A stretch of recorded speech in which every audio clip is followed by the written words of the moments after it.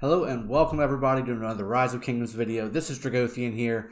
Apologies for having such a little bit of a delay between my last video and this one. I had an absolutely crazy week at work this week. However, I've got a big one for you. This is a must watch, especially if you are all about PvP and having min-max type of setups for your defenses and offenses. This is going to apply to city defense, passes. It's going to apply to any type of objective like a fort or Arco Osiris. I think this would even apply to a certain extent. And with Osiris League coming out, I wanted everybody to kind of understand what you may be going up against whenever you're actually rallying or defending all these different types of objectives. This is a structure-based video, and it's really all about maximizing your defense and offense when you're doing those activities. I've got some skills up on the screen here in front of you, and this is how you really are able to be very effective, especially with defense, with the right combination of commanders being the lead on your defense and your offense, okay? So what I mean by that, there are certain commanders in the game that when at a particular percentage of troop health, right, give you bonuses based on your skills. So for instance, let's quickly go through some of these. These are almost all legendary skills. There are some other epic ones that are not really that, doesn't really pertain to what we're talking about here, but I wanted to give you the really critical ones so that you know what you're going to be going up against on the field. So when you see these in a Garrison defense, you know what not to do really, because ultimately if the defender has a combination of some of these commanders with the right setups, it's absolutely devastating, especially in the Lost Kingdom with all the buffs that are out there. All the obviously the Eve of the Crusade buffs are critical. All the circles, the sanctuaries, the forts, all that stuff, all going through the past glory stages. By the end of it, you have so many buffs. This is even more critical. So I know that some of you are about to go into Lost Kingdom. Some of you are still in it right now. This is why it may feel like you're not cracking the fort or the pass or the camp or whatever you're trying to rally quite as effectively as you think you should be. So let me dive into this. These 5 skills are on 5 different commanders.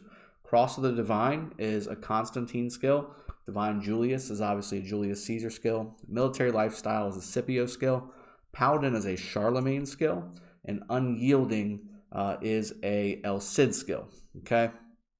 All these skills do one thing above all else, and they buff the ever-loving crap out of the army that is stationed in that structure whenever it hits a particular health percentage. So let's go to Cross of the Divine, for instance. That's the Constantine one. It says, when the army led by this commander has been reduced to 50% strength, troops will receive a powerful healing buff, which at max, which right now it's not max for my character, at max it's 15,000, I believe, health factor, but then decreases healing effects received by 30%. Also, it increases your skill damage reduction taken by 40% at max. This effect can trigger a maximum of once per hour after the army has left the city. Well, guess what? If you're garrisoning a city, so if Constantine is one of your garrison commanders, or if you're garrisoning a structure, that really doesn't matter. Once you hit that 50% mark, you're going to get the heal, you're going to have a healing reduction, and then you're going to have a skill damage reduction on you as well. So you're going to be really, really buffed if, say, a full cav army or a full archer army is attacking you with Constantine as the defender, because you're going to have a 40% skill damage reduction on them at all times. They will literally be doing 40% less skill damage to you all the time. Okay, this is a passive skill.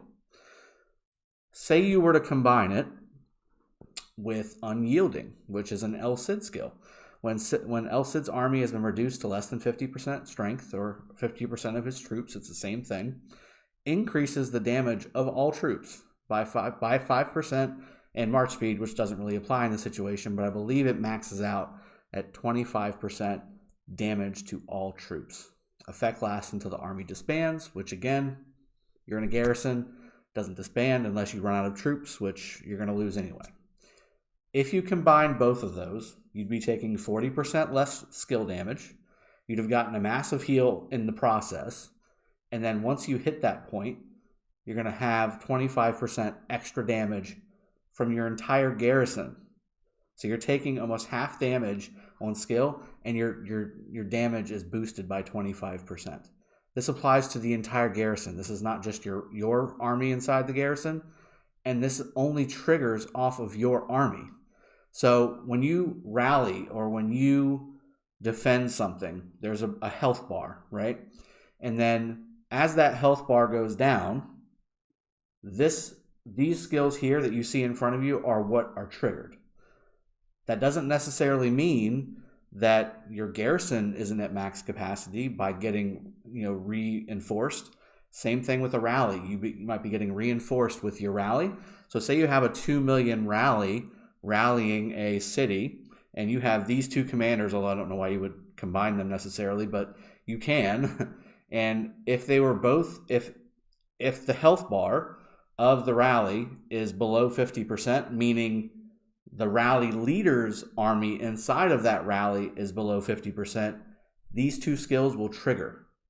Even though you've got 30 armies behind your rally reinforcing it constantly to keep it topped off, that means that even though these skills here, you would think, well, it's 50% strength, you're not really gaining that much damage because your armies or your rally's at 50% strength.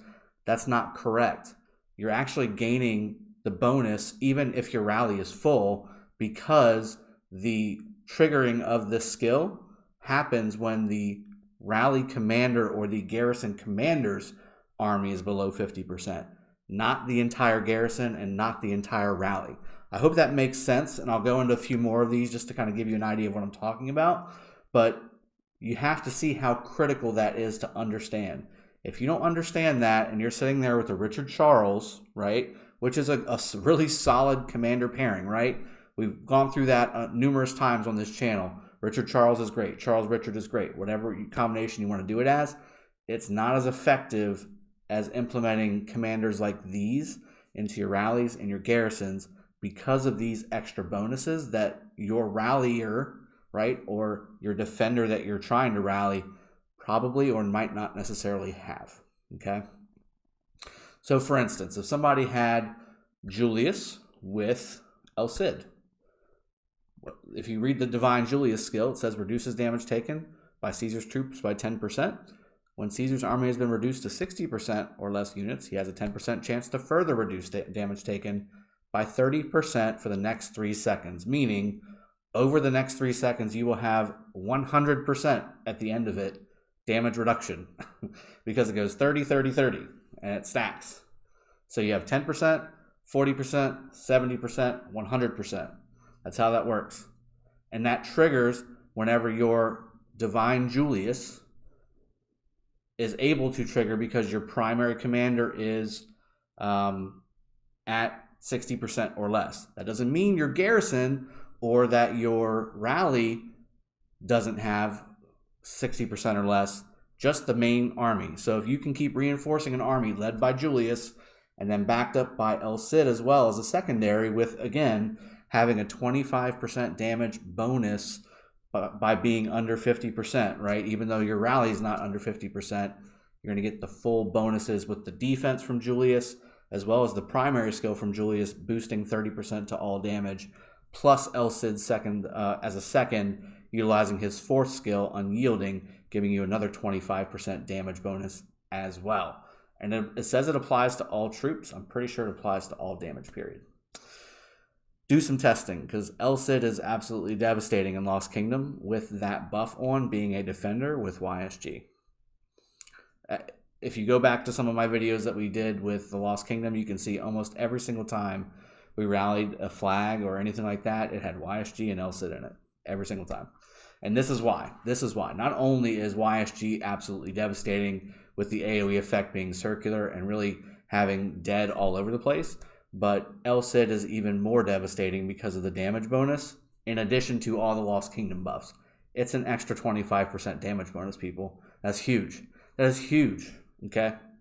Again, military lifestyle with Scipio, same premise, not as Not as crazy, but still there. I'm sorry, military lifestyle is not Scipio. That is Genghis Khan. So you can have the same benefit, right?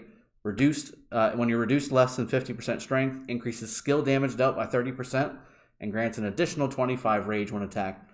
More rage, more skill damage after 50% damage or 50% troop capacity is reached. Again, massive bonuses across the board. You can make a combination of any one of these folks. You've got Scipio. Scipio can do it, although it's not as effective. Julius, Genghis, Charlemagne, El Cid, Constantine. Any commander that's got a buff like this as part of their skills will work this way. So you can really start to kind of combine different commanders together, like maybe Constantine and El Cid, Constantine and Saladin. Anything that has a skill damage reduction on top of what Constantine already provides, that kind of thing is huge, guys. Absolutely huge. I wanted to put this out there because I know I've gotten some people who have asked me, how are they possibly stopping us from doing this rally whenever we've got far superior number of troops, way more reinforcements. We're going up against a mixed troop army versus our army is completely one unit type and we're still losing. How are they doing it? This is how they're doing it. This is absolutely why I wanted you guys to watch this video, because it's critical that you understand this. And this is why you need to have in your kingdoms, right? You want to have the players that are doing the rallying and doing the defending, which should be your T5 players, right? You want them to have maxed out commanders, and you want them to have these maxed out commanders. So Charlemagne, Genghis, Constantine, you want all of them. Julius, I said Charlemagne already, but El Cid is another one. I'm working on El Cid right now as we speak. I've got Charlemagne unlocked and I'm building him up. And then same thing with Alexander. And then also as far as these five, I've already got Genghis maxed and Julius is almost maxed. So I'm working on that stuff for the Alliance. I'm more of a for the Horde guy, but for the Alliance in this particular case, because it's critical. It's critical that you have these commanders to go up against other alliances that know about this stuff and are rallying with this in mind so that you can be at least on equal footing.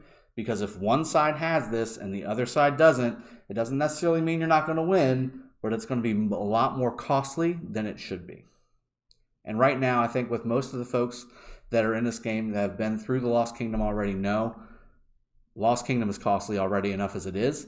If you can get around this stuff or avoid a flag or something that has this combination of skills at play and properly utilized, then I would recommend it, going around it versus going through it. It's going to be a lot less costly and be more effective for you in the long run and the short run. I hope this video was at least explanatory enough. I tried to go really deep into it and give you the nuts and bolts of it and the nitty-gritty of everything.